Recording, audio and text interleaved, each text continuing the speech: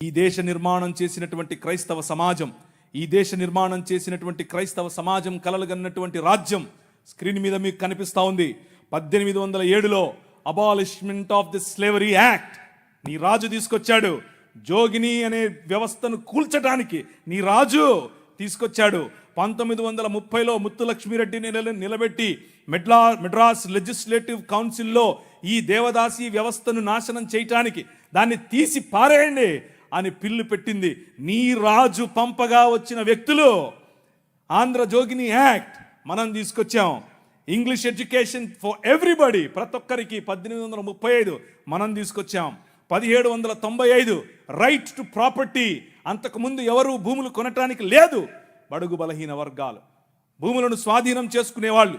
నీకేంద్ర రే మల్లిగా అనేవాళ్ళు, నువ్వెవర రే ఈరిగా అనేవాళ్ళు, నువ్వెవర రే బయటుండు, నువ్వు మా ఇంటికి రావద్దు, నీ నీడ పడద్దు అన్నారు. కానీ నీ రాజు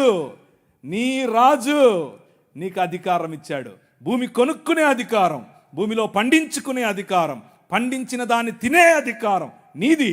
అంతకు ముందేమయ్యేది, భూమి తీసుకుని కష్టపడి మంచిగా పనిచేసి ఇంత పండు పండిన తర్వాత వస్తాడు అయ్యగారు, ఏట్రా ఇది ఏటి బాబండింది, అమ్మగారి కాలంటే ఇచ్చిరాపో అంటే నోరు మూసుకొని ఇవ్వాలి అంతే, అదే చట్టం.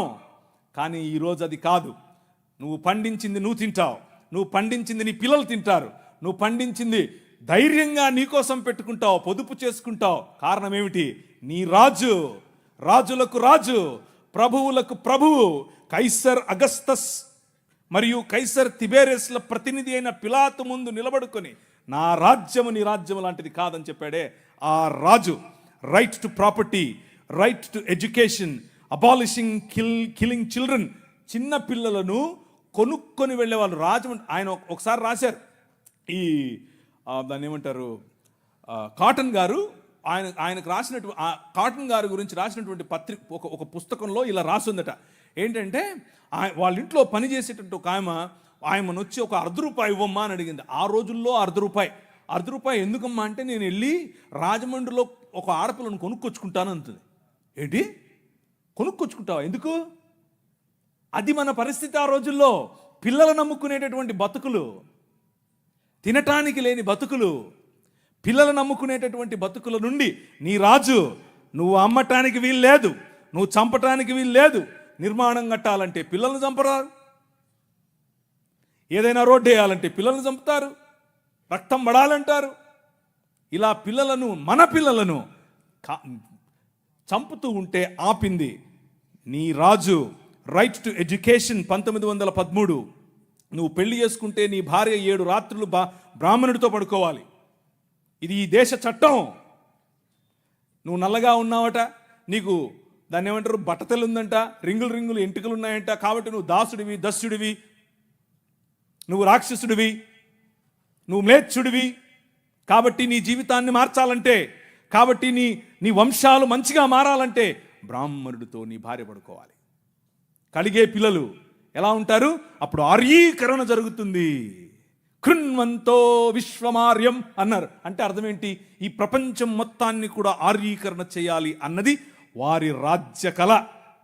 The kingdom of Rama, but the kingdom of God, దేవుని రాజ్యం ఏమన్నా తెలుసా? ఎవరితో పడుకోవక్కర్లేదు. My blood is enough, I will cleanse you from all sin. ప్రతి పాపము నుండి యేసు రక్తము నిన్ను కడిగి పరిశుద్ధునిగా చేస్తుంది. ఎవరి దగ్గర పడుకోవక్కర్లేదు. మనం ఈ దేశానికి ఒక చట్టం ఇచ్చాం. ఏం చట్టం ఇచ్చాం? 1819లో. ఇదంతా నేను సుత్తి కొడుతున్నా అనుకున్నారా? చట్టం ఇది. ఒక్కసారి చరిత్ర తిరిగేయండి. ఇదంతా నీ రాజు చేశాడు ఈ దేశానికి. నీ రాజు తీసుకొచ్చాడు. నల్లట్ట పుస్తకం మోసుకొచ్చినోళ్ళు కష్టపడి పిల్లులు వేసి, రిట్ పిటిషన్లు వేసి, నిలబడి కొట్లాడి నీకు ఇచ్చిన హక్కిది. That is the kingdom of God. No discrimination, right to sit, abolishing child marriages. ఇలా చెప్పుకుంటూ పోతే ఎన్ని చట్టాలు చేసాం మనం. రైలు మనది, పోస్ట్ ఆఫీస్ మనది, IAS తెచ్చింది మనం, IPS తెచ్చింది మనం. తెలుగు భాషను మ్లేచ్ఛ భాష అన్నారు. అరే ఏం భాష మాట్లాడుతున్నాడు మ్లేచ్ఛుడా అంటే తెలుగు భాషలో డిక్షనరీ, మొట్టమొదటి డిక్షనరీ మంది. మీ నాయన రాజు, ద కింగ్, మనం ఇచ్చాం. CP brown, he was a machinery. ఆయన కలెక్టర్ మాత్రమే కాదు, మిషనరీ. తెలుగు భాష గద్య భాగంలో మొట్టమొదటి పేపర్ మనది. తెలుగు భాష గద్య భాగంలో మొట్టమొదటి పుస్తకం మంది. వీళ్ళకు వాళ్ళ సొంత రామాయణం, మహాభారతాలు కూడా ట్రాన్స్లేట్ చేసుకునే దిక్కు లేదు. అది చేసింది మనమే. నిజం చెప్తున్నాను, నేను అబద్ధం చెప్పట్లేదు. మొట్టమొదటి ట్రాన్స్లేషన్స్ చేసింది కూడా మనమే. వాళ్ళు అది కూడా చేయరు. ఎందుకంటే విద్య పంచకూడదు. వాళ్ళ రాజ్యంలో విద్య పంచకూడదు. మన రాజ్యం అందరికీ విద్య, ప్రతి ఒక్కరూ చదవాలి. ఎందుకు? ఇదిగో నల్లట్ట పుస్తకం కూడా చదవాలి. అర్థమవుతుందా? నల్లట్ట పుస్తకం చదివితే దిమాగ్ ఖరాబ్ అవుతుంది, దిమాగ్ ఫిరాయిస్తుంది, మనిషి వెంటనే మనిషి అవుతాడు. ఈ రాజ్యం మనుషుల కోసం రాజ్యం. ఆ రాజ్యం తలకాయలో నుంచి వచ్చిన వాళ్ళకి మాత్రమే రాజ్యం, భుజాల్లో నుంచి వచ్చిన వాళ్ళకే రాజ్యం. ఈ రాజ్యం అందరి రాజ్యం, అందరికీ సుభిక్షత, అందరికీ పట్టభద్రత్వం. అలెగ్జాండర్ డఫ్ అనే ఒక ఆయన ఎంతమంది ఉన్నారు ఈ పేరు? ఒకరు, ఇద్దరు, ముగ్గురు, ఒక 10-15 ఉన్నాయి. మిగిలిన వాళ్ళు ఒక చెంచా నీళ్లు తీసుకొని దూకండి. అలెగ్జాండర్ అంటే పొరపాటున మీరు ఆ గ్రీకు ఒక ఆయన వచ్చాడు గుర్రం వేసుకొని, ఆయన అనుకుంటారు, కాదు, ఈయన వేరే. అలెగ్జాండర్ డఫ్.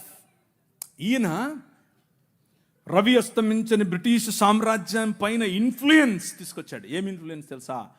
నా పిల్లలు చదవాలి, మా భారతీయ పిల్లలు చదువుకోవాలి.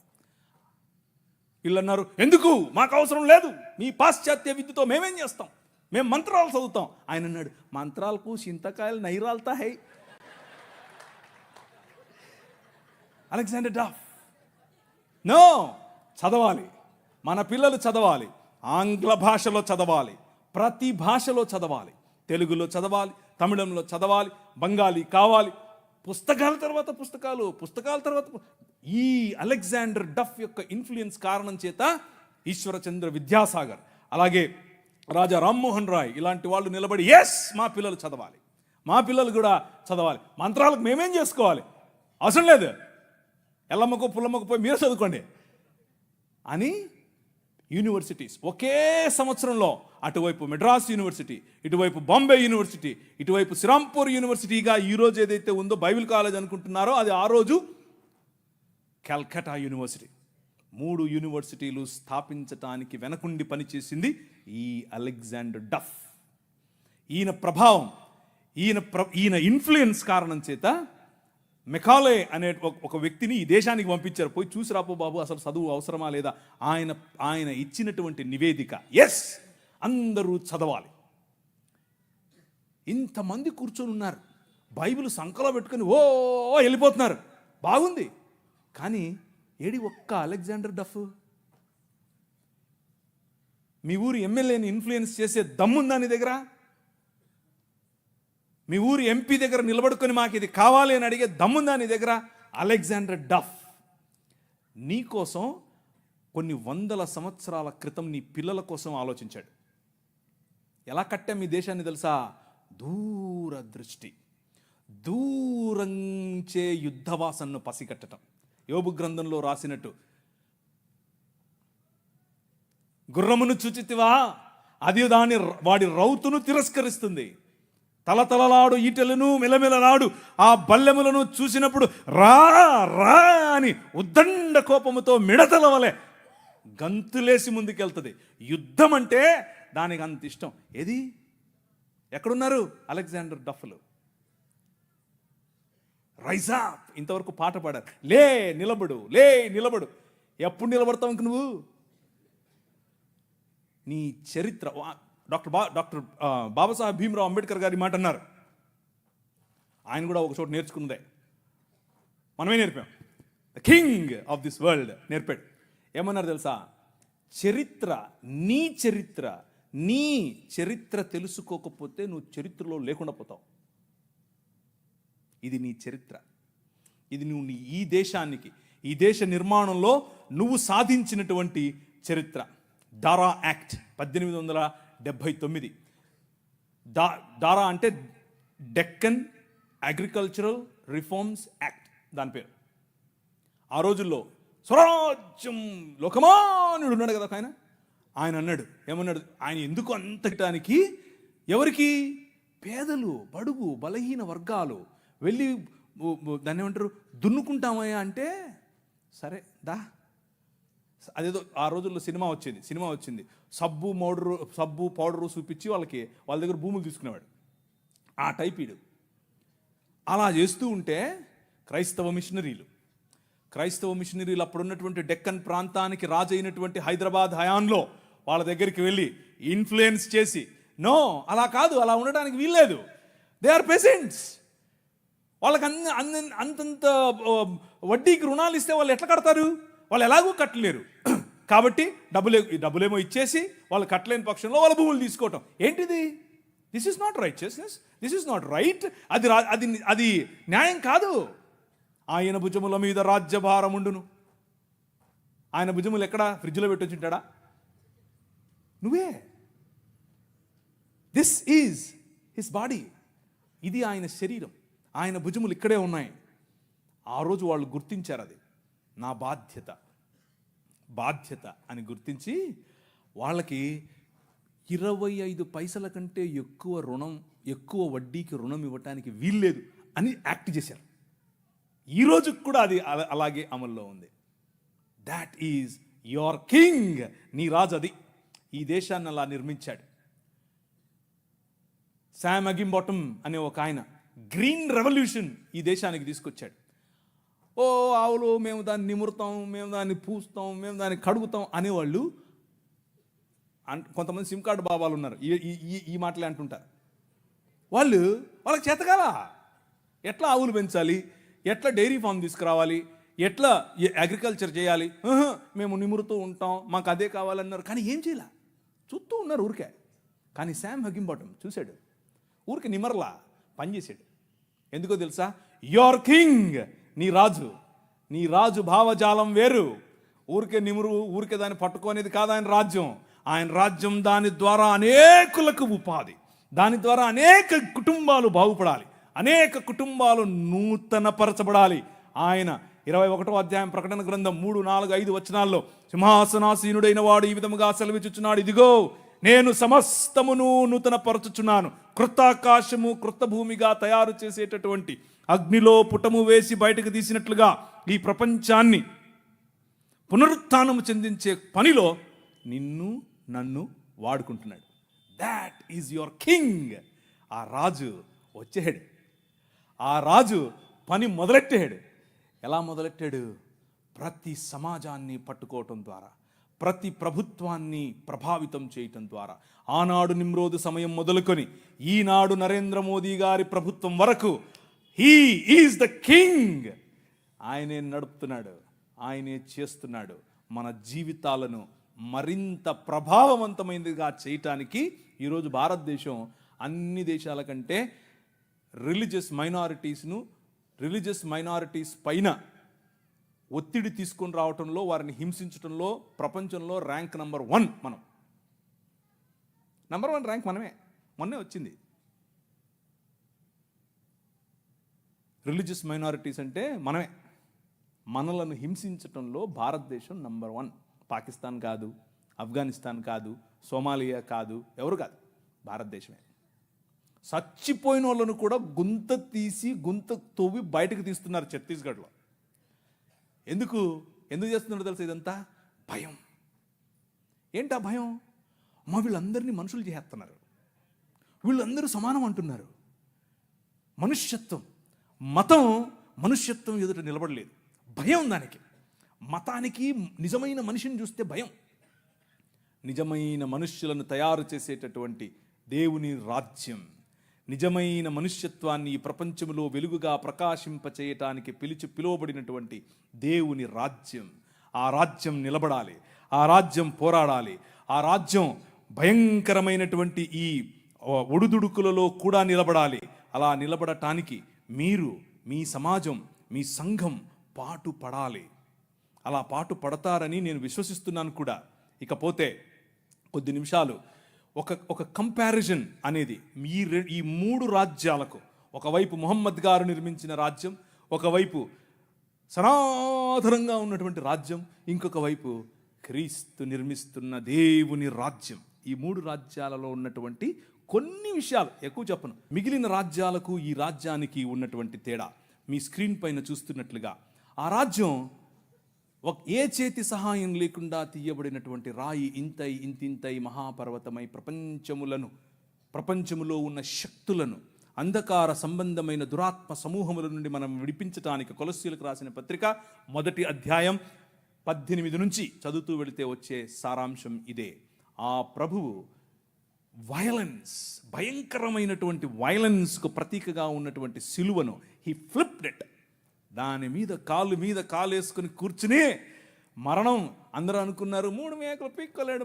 3 మేకులు పీక్కుండేది కాదు, మనుష్య సమాజానికి పట్టినటువంటి పాపం అనే మేకును, ఆ మేకుకున్న ముళ్ళు, మరణం అనే ముళ్ళును విరిచి పారేయటానికి ఆయన సిలువనెక్కాడు.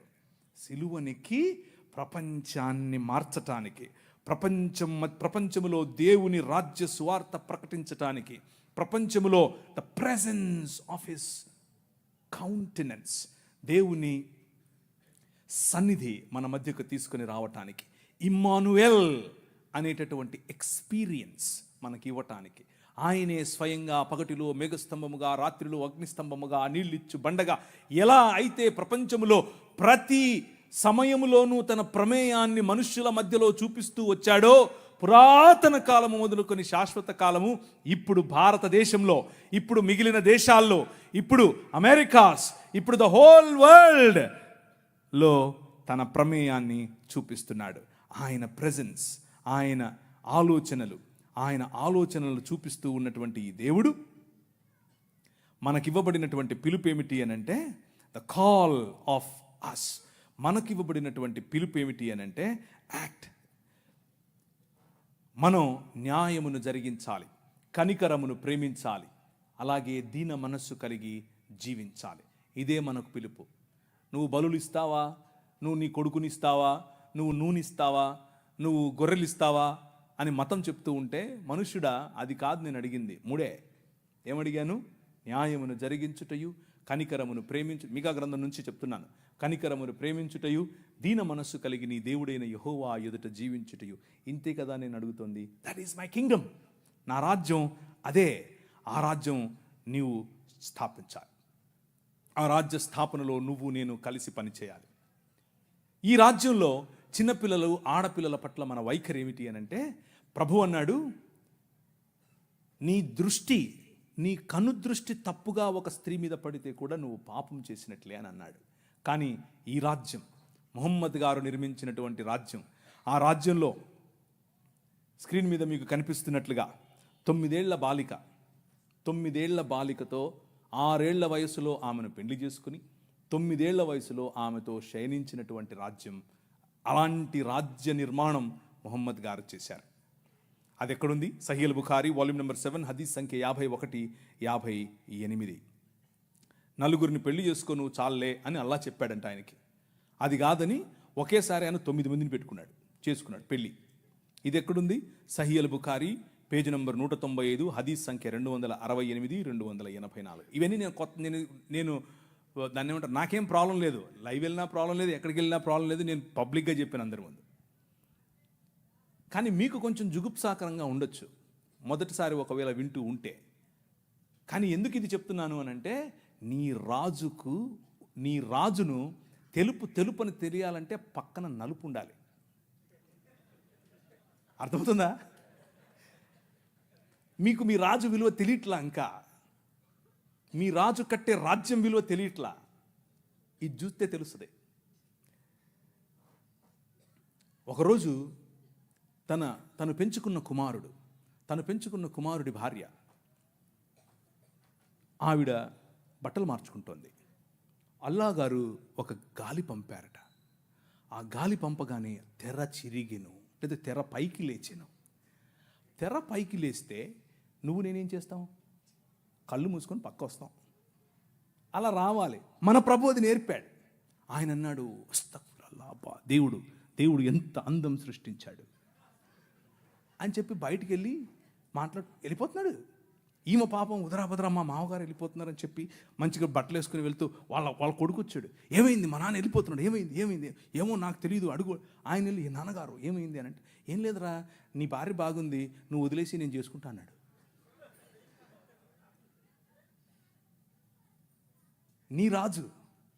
నీ రాజు క్యారెక్టర్ ఆలోచించు ఒకసారి. ఎలా చేస్తాడు నీ రాజు?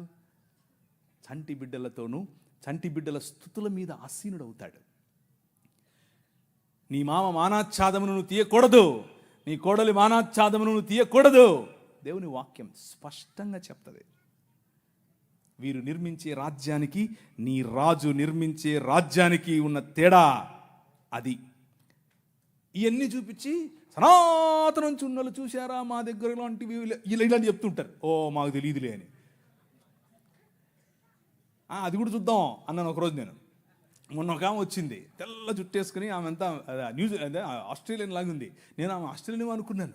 కాదు, ఆమె నేను ఇంగ్లీష్లోనే డిబేట్ చేస్తాను. సరే ఇంగ్లీష్లో మాడదాం రా అని కూర్చొని మాడుకుంటున్నాం. ఆమెకి ఈ కంటెంట్ చూపిస్తుంటే ఇదంతా తూచి అంటుంది. నేను ఒప్పుకోను, నేను ప్రిపేర్ కాలేదంటుంది. నేను అడిగాను, నేను రమ్మని, నువ్వేం చెవు అంటుందామా లైవ్లో. ఏ సబ్ దిస్ ఈజ్ ఆల్ రాంగ్ ఏంటి ఇక్కడ కనిపిస్తుంది కదా, టెక్స్ట్ పెట్టాను కదా. మన సహోదరులకు తెలియదు ఇది ఇలా ఉంది, ఆ పుస్తకంలో ఈ పుస్తకాలు ఇలా రాసుకున్నారు అని వాళ్ళకి తెలియదు. అందుకు ఆ సమస్య. శ్రీ బ్రహ్మవైవర్త పురాణం part 2 chapter number 35 page number 340. Okay, అందులో బ్రహ్మగారు స్వయంగా తన కూతురుతో శయనించడం చాలా గ్రాఫికల్గా రాశారు. ఋగ్వేదం మండలం 10 సూక్తం 61 వచనం 5 మీకు అక్కడ అండర్లైన్ చేసి చూపించాను. తన కూతురుతో ఆయన పెళ్లి చేసుకోవటం మరియు తన కూతురిని ఆయన అనుభవించడం. అంత మాత్రమే కాదు, శంకర భగవత్పాదులు అని మన కాకినాడ నుంచి ఒక ఆయన చెప్తుంటాడు చూసారా. ఆ శంకర భగవత్పాదులు అంటే ఇంకెవరో కాదు, ఆది శంకరాచార్యుడు నేను చూపించినటువంటి ఋగ్వేదం 10వ మండలానికి ఆయన వ్యాఖ్యానం రాశాడు. ఆ వ్యాఖ్యానం అక్కడ ఉంది. ఏమనుంది అని అంటే, ఈ ఉపనిషత్తుల్లో ఉన్నటువంటి మాట ఇంకేదో కాదు, విరాజ్ అయినటువంటి మను అనగా బ్రహ్మగారు తన కూతురుతో నిజంగానే శయనించాడని రాశాడు. కానీ మన పిలుపు ఏమిటి? What is our calling?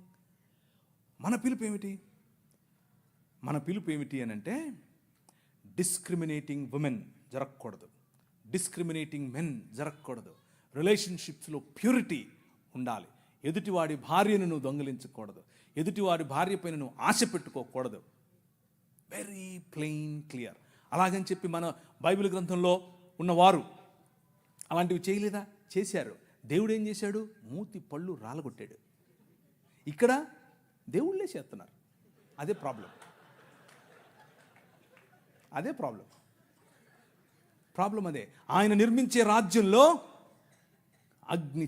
అగ్నిచేత పుటము వేయబడి తీసినటువంటి మానవ సమాజం, మేలిమి బంగారము లాంటి మానవ సమాజం, నిజముగా ఆయన చిత్తానికి లోబడే మానవ సమాజం, ప్యూర్గా ఉండే మానవ సమాజం. మొహమ్మద్ గారు కట్టినటువంటి రాజ్యం. ఆయన అన్నారు, స్త్రీలు అర్రబుద్దోళ్ళు అన్నాడు. అంటే నేను అనట్లేదు, మీరు రాళ్ళెత్తుకోకండి, నేను కాదు, మొహమ్మద్ గారు అంటున్నారు. ఎక్కడ? సూరా 2:282 ఖురాన్లో ఉంది. సహీల్ బుఖారీ 3వ హదీసు 26:58. ఎవరు? స్త్రీలు అర్రబుద్దోళ్ళు. ఈయన ఒకసారి విహారయాత్రకు పరలోకం వెళ్ళేట. ఏంటి ఇదంతా? నేను ఏదో స్టోరీ చెప్పట్లేదు, మీ కళ్ళ ముందు ఉంది, కావాలంటే చూసుకోండి, ఆ రెఫరెన్స్లు మీరు వెళ్ళి చూడండి. ఓకే, ఈయన విహారయాత్రకు వెళ్ళి పైన ఆయన అల్లాహ్ గారితో మాట్లాడి, అల్లాహ్ గారితో సంభాషణ చిట్చాట్ అయిపోయిన తర్వాత ఎన్నికొస్తున్నాడు. ఎన్నికొస్తే ఆ పక్కన నరకం ఉందట. ఆయన తొంగి చూశాడు, ఇట్లా ఏముందో నరకంలో చూద్దామని. చూస్తే అందులో ఎక్కువ మంది స్త్రీలే ఉన్నారంట. ఆయన పోతే పోయాడు, అల్లాతో మాట్లాడితే మాట్లాడాడు, పోతే తొంగి చూస్తే చూశాడు. ఆయనకు స్త్రీలు కనపడటం ఏంటి? ఆయన ఉద్దేశం ఏంటంటే స్త్రీలు నరకపాత్రులు. ఎందుకు స్త్రీలు నరకానికి వెళ్తారు అని అంటే ఆయన దానికి ఒక ఉదాహరణ కూడా చెప్పాడు సహీహ్ బుఖారీలో, అలాగే సహీహ్ ముస్లిం. ఏమనంటే పురుషులను వాళ్ళు పాపంలో పడేలా చేస్తారు కాబట్టి వాళ్ళందరూ నరకానికే పోతారని చెప్పాడు. ఇది వారు నిర్మించే రాజ్యం, మన రాజ్యం. నీ ప్రభు, నీ రాజు, నీ రాజు కట్టే రాజ్యం ఏమిటి? ఆయన దగ్గరికి ఒక ఆమె పడుపు వృత్తి, ఒళ్ళమ్ముకునే ఆమె వచ్చి జటామాంసి అత్తరుబుడ్డి తీసుకుని వచ్చి పగులు కొట్టి తన కాళ్ళ మీద పోసి తన తల వెంట్రుకలతో తుడుస్తూ ఉంటే అమ్మా అని పిలిచాడు. అర్థమవుతుందా? పాపంలో పట్టబడిన స్త్రీని ఈడ్చుకుని వచ్చి కొట్టండి అంటే, ఒరేయ్ మీలో తప్పు చేయనుడు ఫస్ట్ ఏంటి రా అన్నాడు. ఎక్కడికక్కడ వెళ్ళిపోయారు అందరూ. అమ్మా నేను ఏం చేయను, వెళ్ళిపో అన్నాడు. ఈ రాజు పైకి వెళ్ళి తొంగి చూసేది కాదు, అక్కడి నుంచి వచ్చాడు. ఆయనకు తొంగి చూడాల్సిన పని లేదు, అక్కడి నుంచే వచ్చాడు. అక్కడి నుంచి వచ్చి ఎక్కడికి వెళ్ళాడు తెలుసా? ఒక్క స్త్రీ బావి దగ్గరికి వస్తుంది, నీళ్లు పట్టుకుంటుంది. ఈ రాజు, జగములనేలే రాజు, తన చేతి పనులుగా ఉన్నటువంటి భూమి ఆకాశములు, ఆకాశము తన సింహాసనం, భూమి తన పాదపీఠం. కానీ ఈ రాజు బిందెలెట్టుకుని నీళ్ళెట్టుకునే దగ్గరికి వెళ్తాడు. అక్కడ కూర్చొని వెయిట్ చేస్తాడు. ఆమె వస్తే అమ్మా నీళ్ళు ఇస్తావా అంటాడు. Look at the difference between these two kingdoms. ఈ రెండు రాజ్యాలకు ఉన్న తేడా. ఆ వైఖరి స్త్రీల పట్ల, ఈ వైఖరి స్త్రీల పట్ల. నీ రాజు స్త్రీలను గౌరవించే రాజు, నీ రాజు స్త్రీలకు డిగ్నిటీనిచ్చే రాజు. అందుకనే ఈ దేశంలో ఏం జరిగిందో తెలుసా? ఈ దేశంలో ఇంకొక 5 నిమిషాలు ఎవడో ఒకడు ఆవులించకపోతే చెప్తాం ఈ కథ. ఈ దేశంలో స్త్రీలు జాకెట్లు వేసుకోకూడదు, అది చట్టం. మొన్న రీసెంట్గా సినిమా కూడా వచ్చింది ఒకటి, అదేదో జరగలేదు అనుకుండేరు, అది జరిగింది. అది ఈ దేశంలో ఉన్న చట్టం. ఎందుకు అనంటే మన దేవుడైనటువంటి బ్రాహ్మణుడు నడుచుకుంటూ వస్తే అది ఆడో మగో తెలియాలి కాబట్టి ఇప్పి చూపించాలి. ఏం లాజిక్ ఇది? ఏం లాజిక్? అవును, ఇది ఎవరికి ముఖ్యంగా బడుగు బలహీన వర్గాలకు జాకెట్లు వేసుకునే అధికారం లేదు అన్నారు. ఎందుకు లేదు? వేసుకోకూడదు నువ్వు అన్నారు. వేసుకుంటే స్తనాలు కోశారు. మీ స్తనాల బరువు చూసి దానికి పన్ను విధించారు. బాగా బలిశావులే కట్టు అన్నారు. కానీ ఒక పేరు చెప్తాను, విన్నోళ్ళు చెయ్యొద్దండి. Charles Mead. నేను వెళ్ళిపోతున్నా.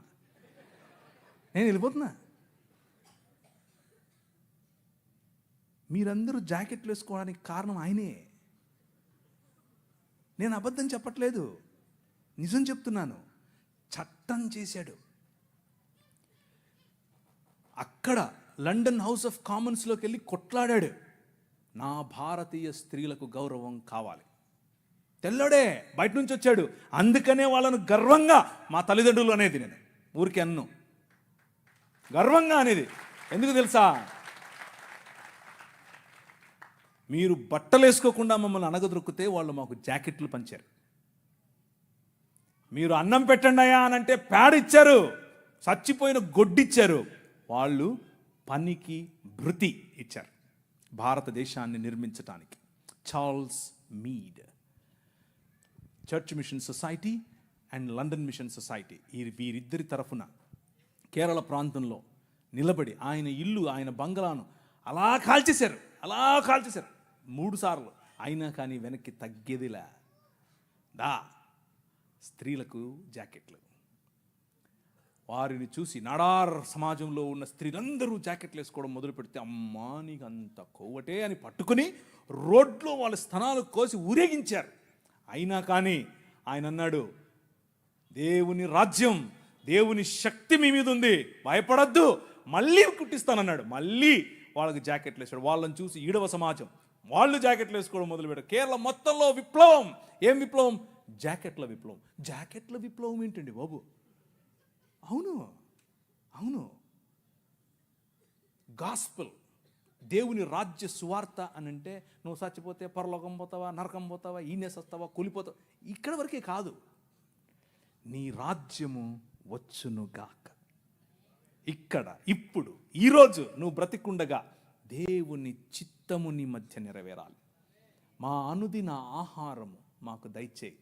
ఈ దేశంలో ఆహారము లేక అలమటించే క్రమంలో అన్నం పెట్టింది ఈ సువార్త. మనిషిని మనిషిగా చూసింది ఈ సువార్త. చార్ల్స్ మీడ్ కారణం చేత స్త్రీలందరూ ఈరోజు జాకెట్లు వేసుకుంటున్నారు.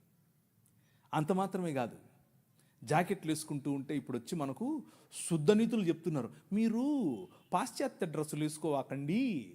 ఏంది, అసలు డ్రెస్సులే వేసుకోవద్దన్నారు మొన్నటిదాకా, ఇప్పుడేమో పాశ్చాత్య డ్రెస్సులు అంటున్నారు. చూసావా, మన రాజ్యం, దేవుడు నిర్మించే రాజ్యం, అది ప్రభావవంతమైన రాజ్యం. శత్రువును కూడా తన భావజాలంలోనికి మర్చుకోగల రాజ్యం. ఒక ఆయన నేను టీవీలో మాడుతూ ఉంటే ఒక ఆయన అన్నాడు, ప్రవీణ్ గారు మీరు మీరు మీరు మత మార్పిడి చేస్తారు. మేము ఎక్కడ మత మార్పిడి చేసామండి బాబు? ఏంటి, ఏం లేదండి మీరు అవునా, నీకు ఇట్లా కాదులే, ఇంకొక రకంగా చెప్తా అని చెప్పి, సరే మీ పేరేంటి అంటే చెప్పాడు. ఆయన ఆబ్వియస్గా బ్రాహ్మణుడు, క్షత్రియుడు, వైశ్యుడు కాదు. అంటే ఎవరు, ఇంక మీరు అర్థం చేసుకోండి, శూద్రుడో ఇంకెవరో ఉంటాడు. మీరు స్కూల్కి వెళ్ళారా అని అడిగాను. మీ అమ్మగారు ఏం చేస్తారు అని అడిగాను. మా అమ్మగారు లెక్చరర్ అండి అన్నాడు. ఏ కాలేజీలో అని అడిగాను. చెప్పారు. అయితే మీరు సగం క్రైస్తవులే అన్నాను. అదేంటి అంటే మీ సనాతనంలో మీరు చదువుకోకూడదండి, మీరు కాలేజీకి పోకూడదు, మీ స్త్రీలు అసలు చదువుకోకూడదు, వాళ్ళు చదువు చెప్పడం ఏంటి? చూసారా మా భావజాలంలోకి వచ్చేసారు అన్నాను. అయ్యో నవ్వుతున్నాడు. అయ్యో మీరు ఎట్టి ఏది చెప్పినా నన్ను నువ్వు సగం క్రైస్తవుడు అన్నాను. ఆయనకు మైండ్ బ్లాక్. ఏంటండి చెప్పాను. చూసారా, దేవుని రాజ్యం ఆవగింజంతదే, కానీ అది పెరుగుతుంది, నీకు తెలియకుండానే పెరుగుతుంది, విస్తరిస్తుంది, మహావృక్షం అవుతుంది. మీ అమ్మగారికి చదువు చెప్తుంది. అర్థమైందా? ఎలా కట్టాం, నీ రాజు ఎలా కట్టాడు? స్త్రీలకు చదువు, వాళ్ళు రొట్టెలు ఎత్తాలి, వాళ్ళు అన్నం వండాలి అని మాట్లాడుకుంటూ ఉంటే, వాళ్ళు షెడ్యూల్ వేసుకోవచ్చా వేసుకోకూడదా అంటే మగవాళ్ళు, పురుషులు, మనము స్త్రీలను పురుషులను పక్కపక్కను కూర్చోబెట్టి 200 సంవత్సరాల క్రితమే చదువు చెప్పాం. That is the kingdom of God, దేవుని రాజ్యం. ఆ రాజ్య ప్రభావానికి తట్టుకోలేక, నిజమైన మనుష్యత్వాన్ని చూసి తట్టుకోలేక మతం గిలగిలగిల కొట్టేసుకుంటుంది. అదే జరుగుతుంది ఇప్పుడు. కానీ అలు పెరగకూడదు. మన విలువలు అలు పెరగకూడదు. లే నిలబడు అనే పాట మళ్ళీ మళ్ళీ పాడుకోండి. నిలబడాలి, దేవుని రాజ్యం కోసం నిలబడాలి, నీ రాజు కోసం నిలబడాలి. ఆ రాజు నీ ఊరికి రాజు, ఆ రాజు ఈ దేశానికి రాజు. ఇప్పుడు రాజు ఆయనే, తర్వాత రాజు ఆయనే. అప్పుడెప్పుడో వస్తాడు అనుకుంటారు, ఆయన మన మధ్య ఇక్కడ ఇప్పుడు ఉన్నాడు. ఒకరోజు తెర చినుగుతుంది,